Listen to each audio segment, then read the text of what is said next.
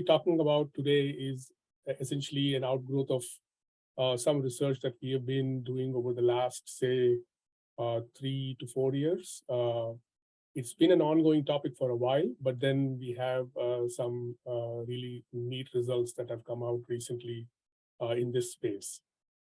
What I'll be talking about primarily is going to be on stability and performance assessment of cooperating teams of multi-agent systems. And like I said, my lab is the Aerospace Systems Laboratory. And this is these results are all basically coming from an ONR sponsored project from the Flight Dynamics group out at ONR.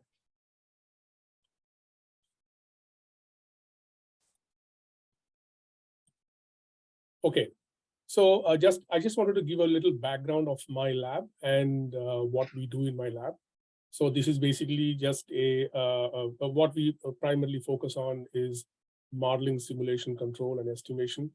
And I look at it for both mechanical systems and aerospace systems, and looking at it from a systems perspective. So most of our contributions are primarily in numerical simulations, algorithms, software, and it's very theory oriented. So we do a lot of theory, and then we have a lot of software and algorithms that come as an outgrowth of that. So we do have some experimental test beds that we develop in-house, and we have purchased some of them, where we try to do some sort of proof of concept on those experimental test beds. And these would be platforms such as ground rovers or quadcopters, some robotic arms, and we look at different aspects of these kind of systems like sensors and actuators. So essentially the lab works with these kind of platforms. So some of the application areas that, so I've been at UTA since 2003, so this is my 20th year here. So we've done quite a bit of work in these, primarily in these areas. And this is like flight dynamics and control, particularly applied to unmanned systems. We've looked at morphing and flapping flight aircraft, some novel flight mechanisms, so to speak. We looked at recently, we are working on uncertainty quantification in air traffic management and the unmanned air traffic management as well, especially in the area of urban air mobility, advanced air mobility, and those kind of applications. This particular talk is all about cooperative control, which we have looked at applied to large-scale interconnected systems, looked at communication delays within, we've looked at multi-sensor fusion applied to all these kind of problems. Then there are some other more related to like these, this next one, reduced order modeling of fluid structure interactions. This sort of intersects with aerodynamics and structures. So this was an outgrowth of some of the work that we have done in morphing and flapping flight, where we had to blend some of the some reduced order models from aerodynamics and structures into some sort of a servo elasticity, servo control module. We've also looked at bipedal locomotion. There was a project that we had from DARPA that had to do with developing guidance control laws for basically the Atlas humanoid. And this was probably about 8 years ago or so. But we have some ongoing work in that. I'm not too vested in this area yet.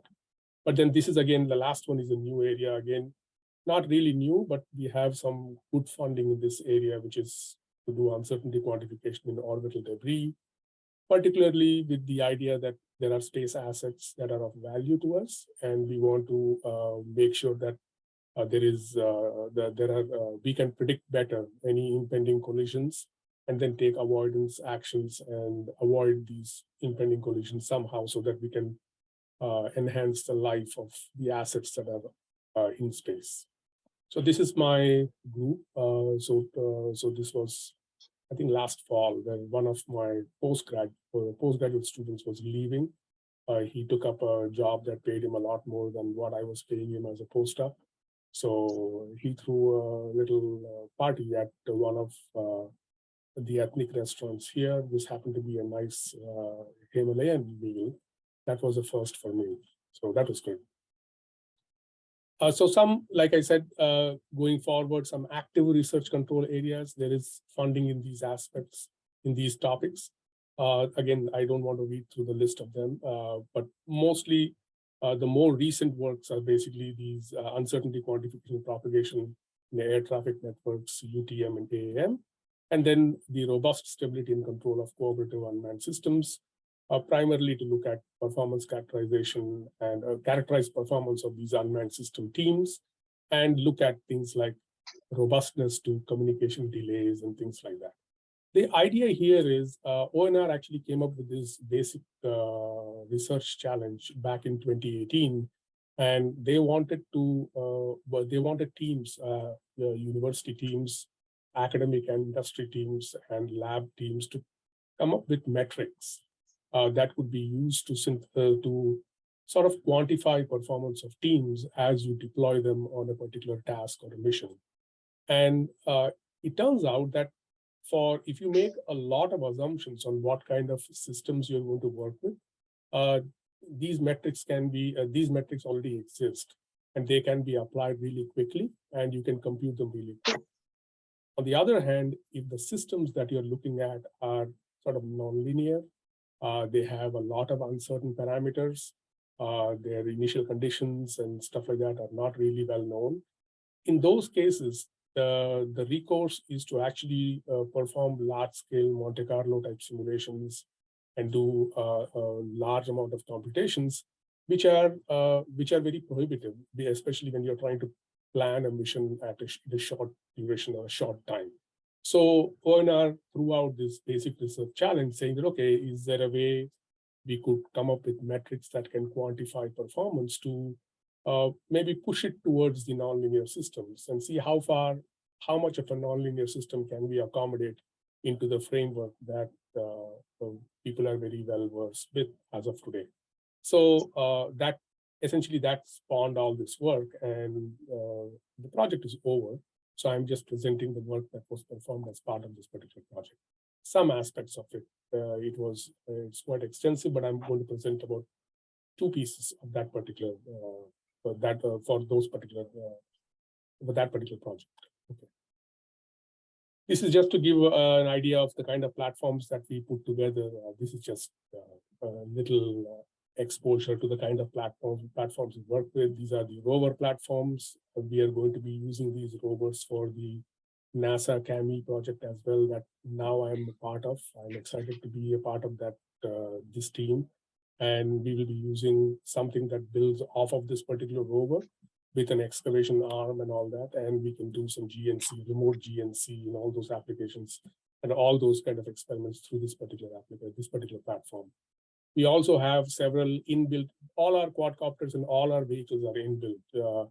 We don't have anything purchased off the shelf because part of our effort is on trying to look at sensor fusion, look at delays and how they manifest in these systems.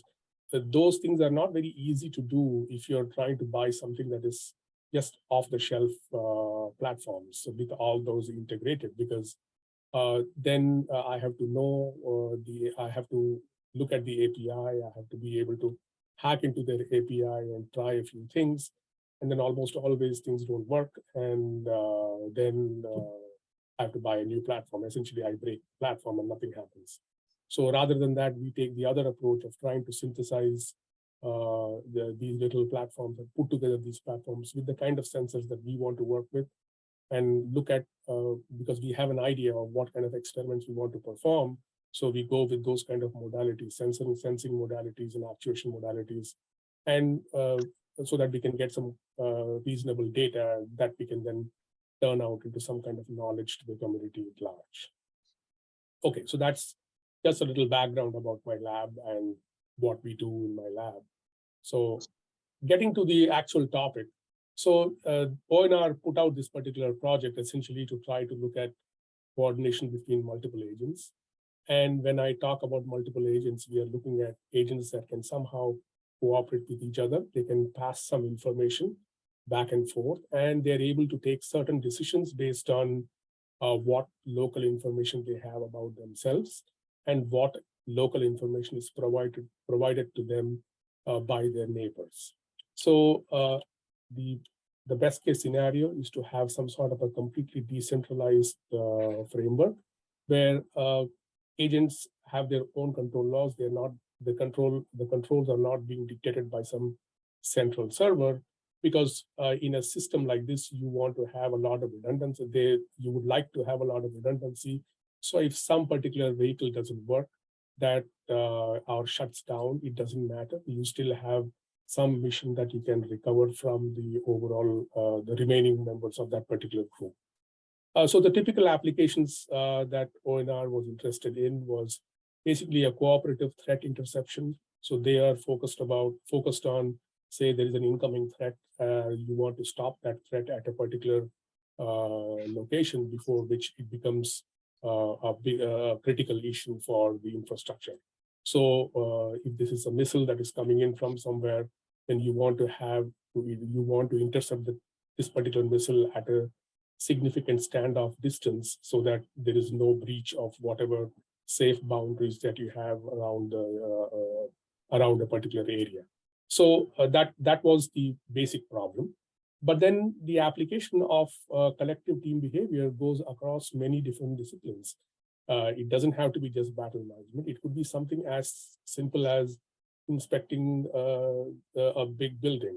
So if you want to inspect the building after a particular disaster, let us say an earthquake or something like that, to look for cracks or something else, you don't want to send just one quadcopter to look at it, because you then have to plan how much of an area you want to paint using that quadcopter. By paint, I mean how much you want to image. There is a limited amount of life on each of that particular quadcopter before you need to change out batteries and stuff. So if it's a big building, you want to send a team of these particular vehicles. And then if one particular vehicle finds something, it can then go out and recruit more vehicles to come and survey and do these kind of things. So there are applications across. So it doesn't have to be only a defense application, even though I chose that to put here because that was our ONR, or that was the ONR perspective when they awarded the project. Now, as I go through, if you have any questions, you don't have to wait till the end. Feel free to ask a question along the way. Either I can't monitor the chat, but maybe if you can put it on the chat, then maybe Easy can relay that question to me, and I can try to answer that. That works? Okay, so given this particular scenario, what you want to do, or what one wants to learn, is how does one quantify the performance of a group? And what do we exactly mean by performance or quantification of performance? I'll try to explain this as we go along.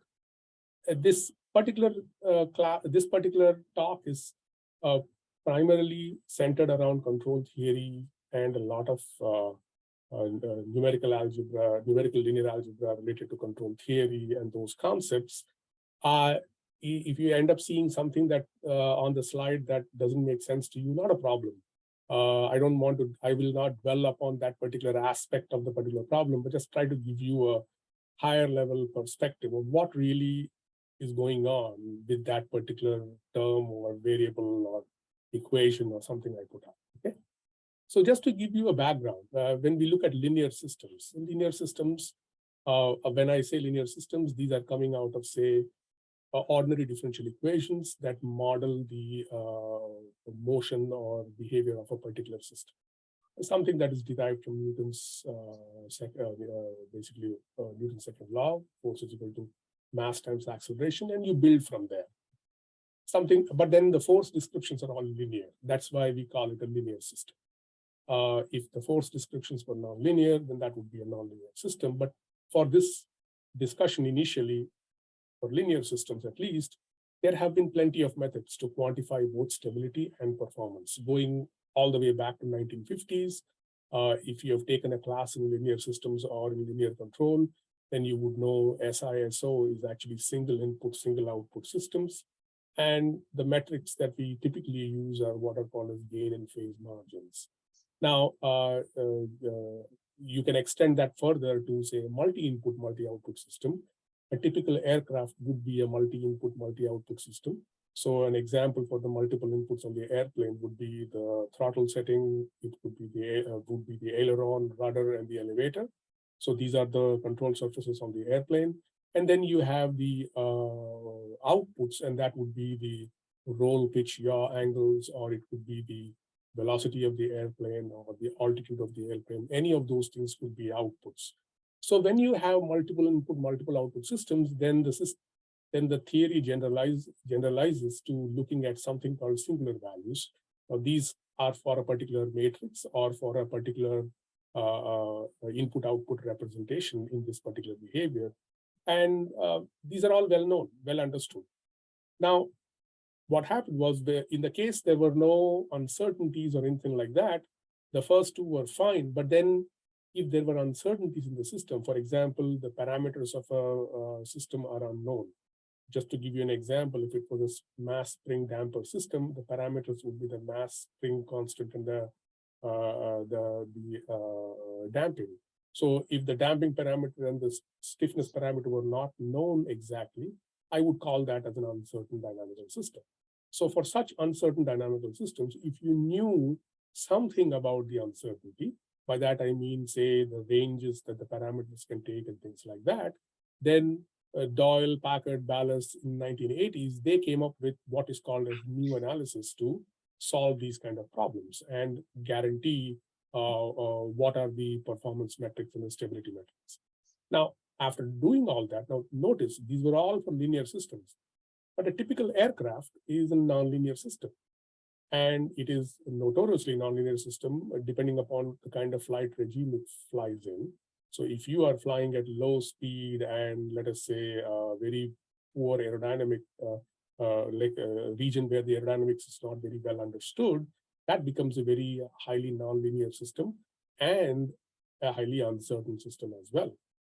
These linear systems were fine, but then you have to still verify them. And all the verification would happen using Monte Carlo simulations. And these used to be extensive. So these are still extensive, and this is how it is done even today. So you cannot replace Monte Carlo, but you're trying to see if there is a way I can get closer to it and present results or derive results that are similar to what a Monte Carlo simulation would give me with lesser computational cost. That was one of the objectives of this particular work. Well, with that as a background, so this is how it is typically done. If you take a single vehicle, a nonlinear dynamical model, so if you were to derive a control approach, you could either take this left branch, and that would mean you derive a nonlinear controller, whatever that is, some complicated technique, and you would get a controller. But then that would also give you stability guarantees. Performance guarantees, there are no explicit performance metrics for these kind of systems. So what you do is you try to numerically simulate them over and over for different initial conditions and different values of parameters, and then you somehow synthesize performance metric from all the simulations that you have performed. But then the question is, how many simulations will you perform? This could be many, right? So it is quite tedious to calculate. And then these are typically optimization based using techniques like sum of squares. It's an optimization technique for guaranteeing some things. And then again, if you've taken a class in nonlinear control, you would learn Lyapunov certificates and barrier functions. If you have not, it is not a problem, not a big deal. But these are all more recent approaches, and there is a lot of work happening here. And there is some AI related stuff, and all those things are coming into this space because today computation is quite cheap. And there are a lot of innovations to take in the optimization side to actually make these run much quicker than before. But nevertheless, it is still tedious. Okay. The other approach is the historical, the old approach. Now I can give you the citation here. This is an 1975. This chart is coming from there. This is a typical F5E Eagle flight envelope. And what flight envelope does is it gives you the range of operation. The operation is only under this curve. This, I don't know if you can see the mouse as I track it, but this is under this particular curve that I'm tracing here. And it is a curve between altitude and Mach number. And your aircraft is guaranteed to, you're supposed to fly this aircraft within this boundaries, within these boundaries. Now, how does one go ahead and derive a controller that will guarantee stability as well as good performance, however you quantify the performance to be, over every single point in this particular, now this is a very dense area, right? In this dense area, you can put infinitely many points. So you want to guarantee performance at every single point. Physically, it is impossible to do it at those many points, to design at those many points. So what people typically do is they choose these representative red dot, which are called as operating conditions. And at each of these operating conditions, I will go and linearize the nonlinear system and then design only at these operating points.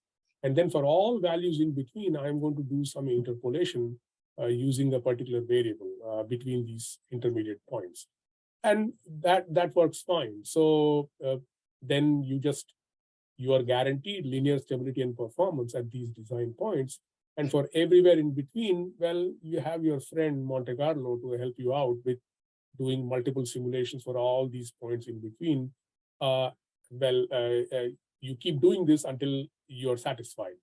And trust me, almost all airplanes that are flying today work on this principle. That's exactly how control laws are derived and control laws are certified and airplanes are put into operation. Okay, so we've already seen two aspects of this single vehicle nonlinear model. So let us go ahead and see what we did. So we actually had some results on a similar thing. Now, this was again an ONR problem, where I have the AV-8B. This is the Harrier that is coming into land. So we are only looking at the landing aspect of it. And this is just a control structure. So essentially, the control structure now uses the same idea as before, using a grid like this, and I find these little points, operating points, and I derive a controller at each of these operating points. So we did similar thing, and that is this big dense model that I'm trying to show you, and we had some results here. So having done this, however it is done, this exercise, once finished, gives us a very, very capable AV-8B, a very, very capable flight vehicle. So this flight vehicle can now land under all kind of sea states or whatever kind of environmental disturbances with whatever initial conditions and parametric uncertainties. I can bring this to land on a ship deck without any problem. Okay, so and even fly it carefree throughout the flight envelope. So let us say we are done. The question then is, okay, if I take each of these vehicles, now let us say this, I don't know if you can see this clearly, but there are about 5 of these little blocks here. Each of them is a very highly capable AV-8B. Okay, each of them is a highly capable vehicle. And these blue arrows here show how one vehicle can communicate with another vehicle. So in this example here, in this case here, communication comes from this guy to this, but there is nothing passed from here back. On the other hand, these two, when they communicate, they are like one passes information to the other passes back some information to this guy. So they can talk to each other. This is one directional, this is bidirectional. Again, bidirectional, this is unidirectional, and this is again bidirectional. Now, what we want to do is we want to find out, since I know that every AV-8B or every unit here is highly capable, if I put these 5 together and provide this kind of a communication to them, and prescribe that kind of a communication protocol between them, will the group perform the exact same way as a single vehicle to a particular mission provided? So that is the question. How well will this team perform? So to give you an analogy, it is like you have 5 students in a class performing a project, and let us say it is one problem given to the team. And let us say every individual is exceptional. So all 5 are exceptional students, and they all know, they will all be able to do that problem given to them. But now let us do the following. Instead of giving the problem to each one of them, I assign it to the team, but then I prescribe a communication to the team. I say, okay, team member A only talks to B, B does not listen to B. B and C can talk to each other and they listen to each other. And C and D, again, there is some other form of communication. And when you put that team dynamic between them, how well will they be able to solve the problem? Do you get the exact same metric as exact same performance as before? If not, then what are the reasons why the performance deteriorates? And what can we do to recover performance from there? Are there any advantages at all in forming teams? And we will see later. It depends upon what you want the team to do.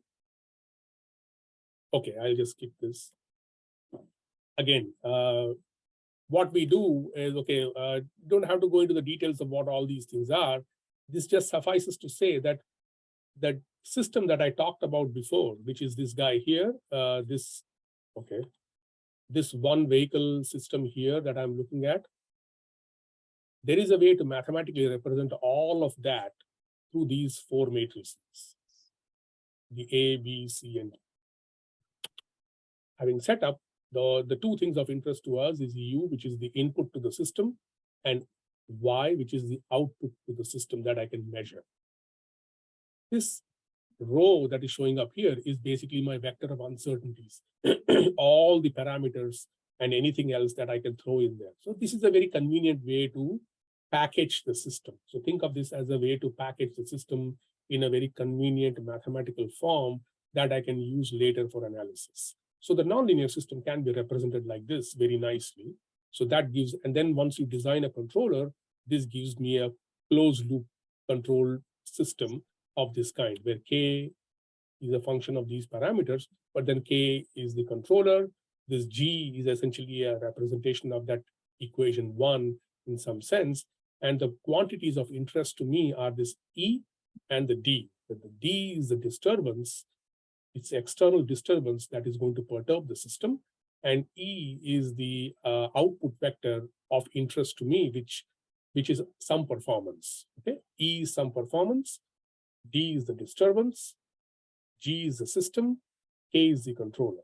Okay, now this closed loop system, what I want to do is I want to be able to find that K that is going to minimize a particular quantity, and that it minimizes this quantity here, which is a measure of the output divided by the measure of the disturbance.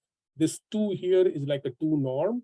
It is supposed to indicate some kind of an energy-like function. For the lack of anything concrete, I would just say, think of it as some sort of an energy. So for whatever disturbance energy the disturbance puts in, I don't want an amplification in the output because of that particular disturbance. I want a K that is going to minimize that quantity, which means my output gets desensitized to the disturbance that is provided to the system. Okay, so then it is done through calculation of this can be solved if some solution to this particular inequality is guaranteed, and that inequality requires me to find this lambda, and that lambda is what everybody is after.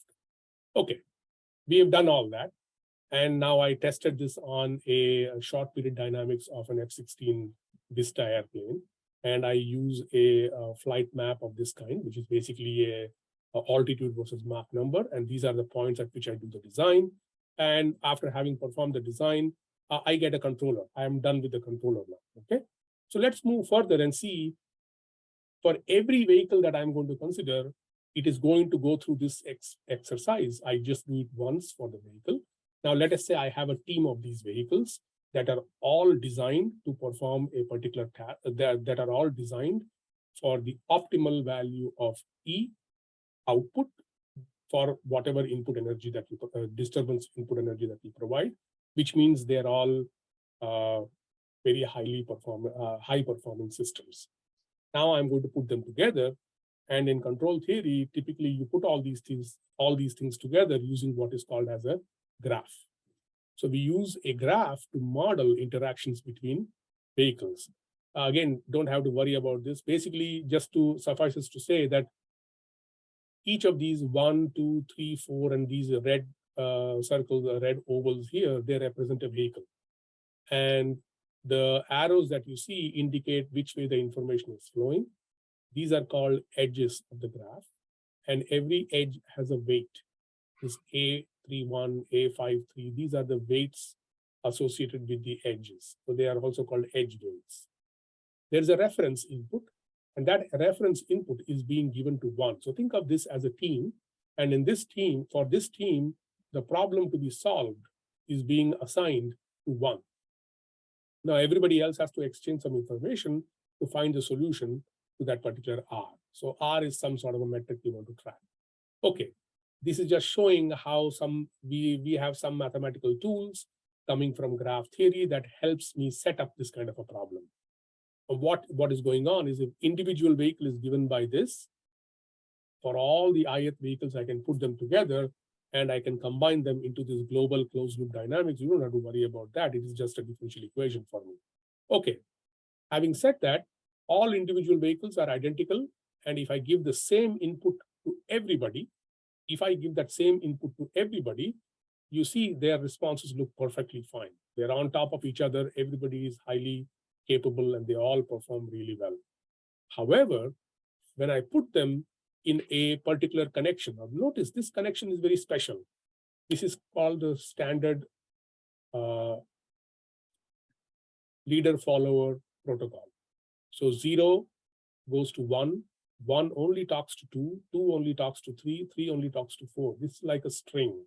So it's like a string of vehicles, and each vehicle here only follows the vehicle in front of it. Okay. Now, when you have a structure like that, and then you see and you simulate this structure for that same input that I gave you, which is just a constant step here, a constant value, which is 1, you see that each one of them has a slightly delayed behavior. The one that is the magenta, that is basically number 4, has the worst transient behavior because it is the farthest away from the leader. Okay. Now, this is without any delays in the communication. This is assuming that there is perfect communication. 2 gets to know 1's location instantaneously. Likewise, 3 gets to know 2's location instantaneously, and so on and so forth. But you see this behavior. This is, in the literature, this is called string stable behavior. The system is stable, but there are problems with this. So, okay, with this known, let us do the following. Notice the only thing I changed now from before and now is I added another edge from 4 to 1. So So notice here it stopped at 4, but now if I close this edge from 4 to 1, which means 1 is getting feedback from 4. It also has the reference value, but then whatever value was fed back from 4, 1 is going to relay some of that information to 2, and so everybody gets to know something or the other. So, but if you look at that, look at how the behavior changed. The group settling time significantly increases because now already 4 was delayed because of the natural string stable response, but now the delayed location of 4 gets communicated to 1, and then 1 has to act according to some protocol. And when it acts according to some protocol, then it messes things up like this. Okay. So again, let us see what happens when we change this a little bit. I have a slightly different group structure. And you see that when I have now the reference value is given to not just 1, but it is given to 2 as well. 4 is talking to 1, and 1 is also talking to 2. But now you see that the performance has improved. The transient performance has improved. You still have some issue with how long it takes to settle. It has improved from before, at least. So previously, the settling time was around 5-10 seconds, or close to 10, between 8 seconds or around 8 seconds or so. But now you're looking at the new one that is less than 5 seconds. So it is improving. So very quickly, you will realize that if I keep adding more and more edges, the settling time starts to reduce a little bit. But then what is the takeaway from here? The takeaway from here is the following. There seems to be some benefit in trying to do a lot of connections. But what is the problem when you introduce a lot of connections? when you introduce a lot of connections, you're actually increasing a lot of communication. And that actually stresses your communication infrastructure when you deploy these things in the field. So you want to also, so one of the things of interest to anybody is to see if I can recover performance using the least amount of communication if possible, right? So when you say least amount of communication, we know the default case. The degenerate case is if you want no communication between them, then give them all the same goal individually. And since they're all high performing individuals, they will all perform optimally. But you want them to work as a team.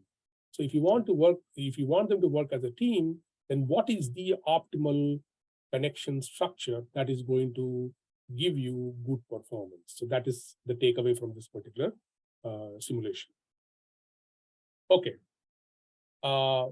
I don't know how many of you have a background in controls. Can somebody raise your hand if you have done, so I get a general sense of how many people follow gain and phase margin and things like that? Okay, I saw one. So any questions you have about gain and phase margin, that person is going to answer the questions for you. Okay, so let us see. So again, let me try to again just give you a high level perspective. Now here, again, I'm going back to a single system, G of S, modeled as G of S. This K is just a control. And I have an output Y of interest to me and a reference input R that is provided. Okay, good. So given this, we know very well how to find, how to find out how far this system is from instability. And it is done through, oh, I had a slide in between just to explain that idea, but looks like I didn't save it or the slide didn't make it. Okay, doesn't matter. So the point is, we know how to calculate that change, the distance to instability for each of these cases. And that is typically done through this thing called gain margin and phase margin. This is the variable in Laplace domain. So you can take, this is a complex number. So you can take the complex number, calculate its magnitude, and you can calculate the phase of the complex number. And then you can look at how far the magnitude is from unity and how far the phase is from 180 degrees. And that tells you the gain and phase margin, essentially. Okay, that is the ideal case. Now, to add to that, you have a slight wrinkle, and that is the following. You have two vehicles. Well, for individual vehicle, we have some ways to calculate the margins. But then when you have these two vehicles, we also have this issue of link imperfections. And when I say link imperfections, what I mean is things like time delays, because any information that passes through the communication channel, it takes some time to propagate to the other vehicle. Now, think of it from the perspective of space operations. If you were to remotely talk to a particular vehicle, say at Mars, and try to guide a vehicle out at Mars, how long does it take for a signal from here to go to, say, the Mars rover? Any guesses?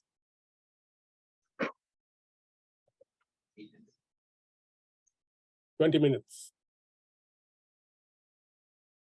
And then how long? So here is what happens typically.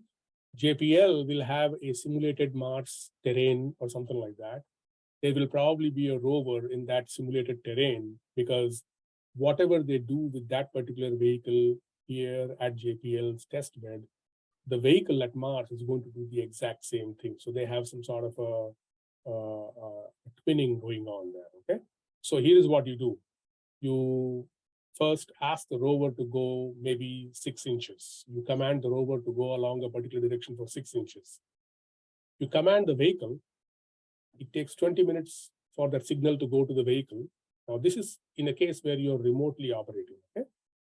If the vehicle does things autonomously there, which is what we want to do, it is nice. But the problem is we don't know the terrain very well. So the autonomous vehicle can navigate itself into a ditch, and then we have a problem. So what you want to do is you want to be very, very deliberate and take very, very small, make very, very small motions. So let us say you move 6 inches.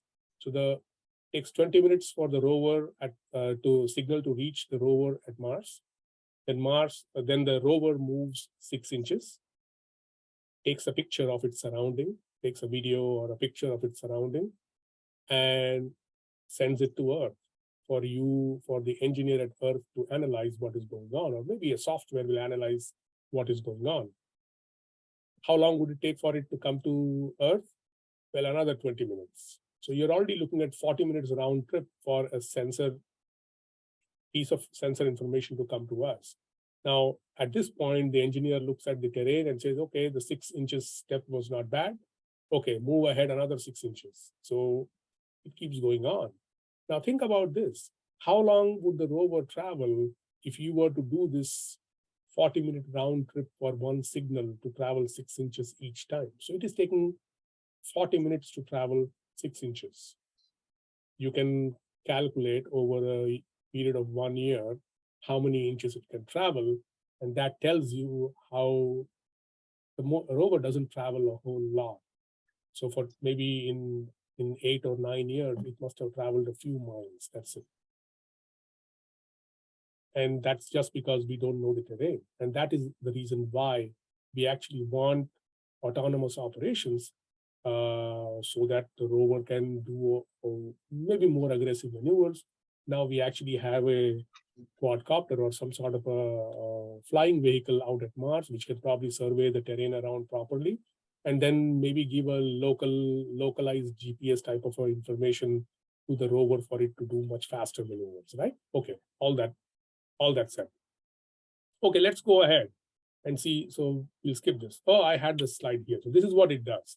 So what we did was we took the idea of the single vehicle and we said, I know that if you do control theory or linear systems, if you plot the complex, the poles of this particular transfer function, which is represented here, the poles are represented on the pole zero map.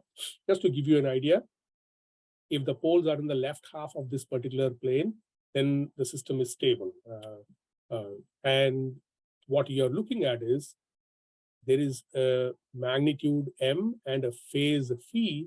So what I want to do is I want to find out what are the values of M and phi that will move the poles to this configuration. And this is a critical point where it crosses over.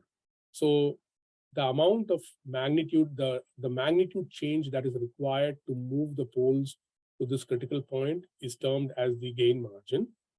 And if you hold the magnitude constant, and then you find out, okay, what is if I only change the phase and I accomplish something similar, and that would be the phase margin.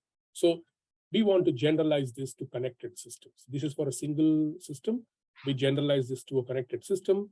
And to generalize this to a connected system, notice I have in the middle here a complex number. The complex number is generalized into a matrix multiplied by another matrix. One of them is a gain matrix, and the other is a rotation matrix. And I go through this. So this was a very simple idea. We were able to exploit this idea and then calculate the gain and phase margins for the full connected system. Not just that, we were also able to calculate the delay margin because the change in phase is related to the time delay through this particular term. This is the critical frequency, which can be computed. And I will show exactly what the critical frequency is.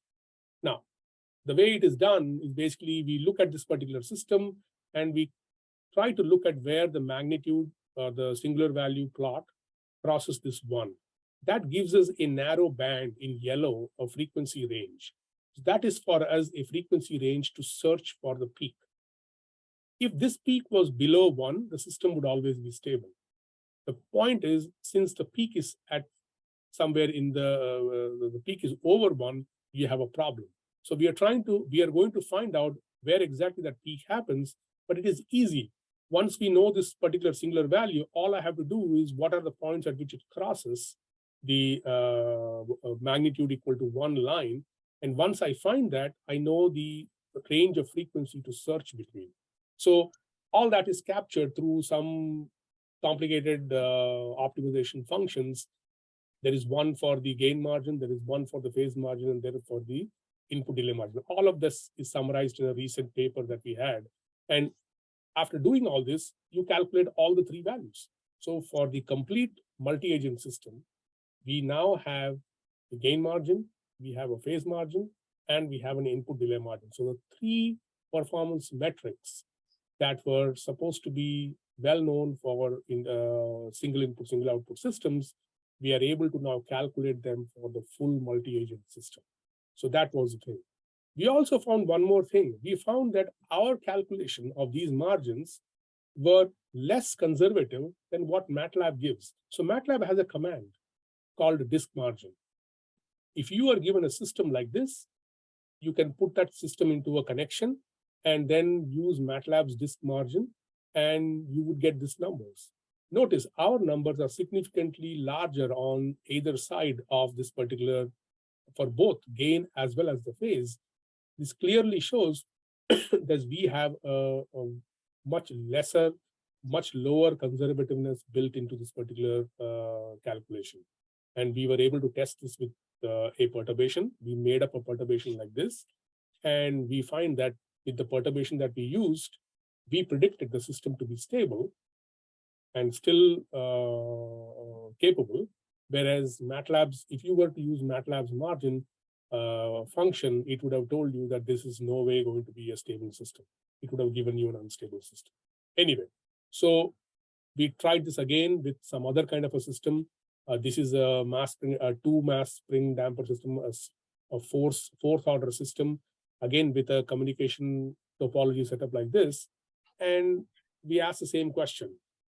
We were able to compute delay margins for each one of them. We just didn't do one case. We did it for all possible topologies. So notice there's a directed path topology, which is the leader follower type. There is the undirected path, which means every path is bidirectional. Then there is a cycle where it is unidirectional, but it is cycle. But then you have an undirected cycle where everything is like both ways. And we find out that the directed path is the most delay tolerant, and which is incredible because delay tolerant in a directed path is typically a very popular military operating structure. Leader follower. You just have one leader and you have a follower and a follower and a follower and follower. It seems to work best. Now, somebody would be tempted to think that maybe that is the way to go, but that's not true. We can show that this just happens to be the case because of the kind of consensus variable that we sought to seek, which was basically a disturbance minimization type of a framework. If our objective was not desensitive, if our objective was not insensitivity to disturbance, but something else, then some other graph structure would have been more optimal or more preferred. Okay, now with all that, we were tempted to look at one scenario, and this was basically a malicious agent that can actually hack into a group of vehicles and cause serious problems. Well, if you think, I don't know how many of you have seen this. Let me see if this video shows. Well, okay, let's not dwell too much upon that. When I share the presentation, you'll all get to see the video as well. It's actually a Jeep Cherokee that was hacked. Rather, there are people who hacked it intentionally just to make a point. And it was done through a particular feature that Jeep Cherokee wanted to provide the users the what do you call? So they wanted they wanted to give users an access to, say, connect in real time to some other resource outside, and that feature became the problem because they would then be able to hack. They were able to hack through that particular channel, and they basically messed up the entire system for this guy while he was on a highway in St. Louis. And it was just they have presented at several forums, and it's a very, very popular piece of sort of something that everybody should know, kind of a thing. Anyway.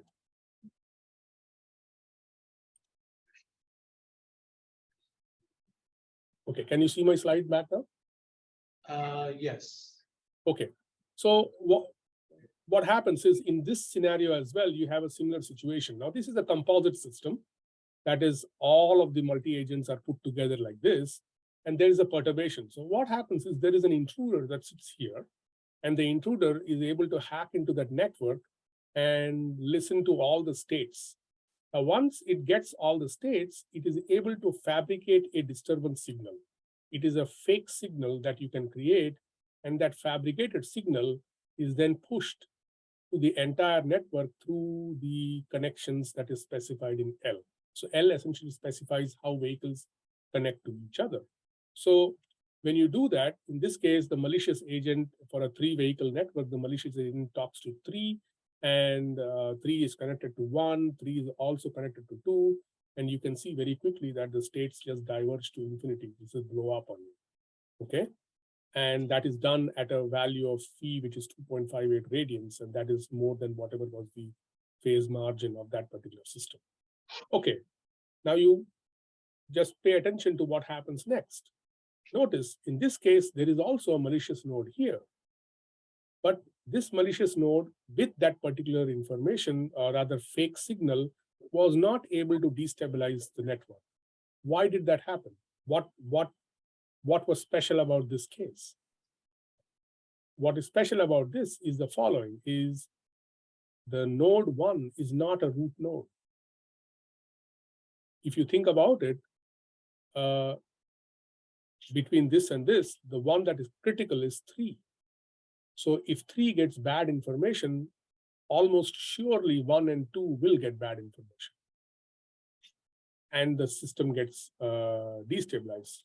In this case, that's not the case, because notice, 1 talks to 2 and 2 back to 1, but then 3 is not getting anything from that.